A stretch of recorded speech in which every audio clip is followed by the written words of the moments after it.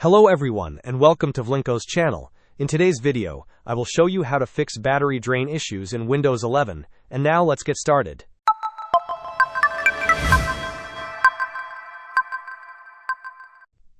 To begin, right-click on the Start button and select Settings from the menu that appears.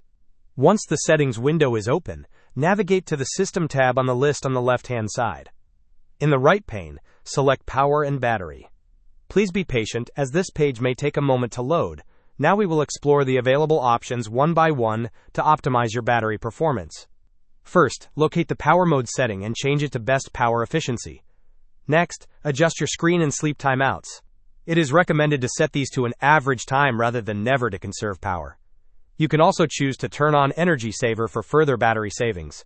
Finally, keep a close eye on the battery usage section.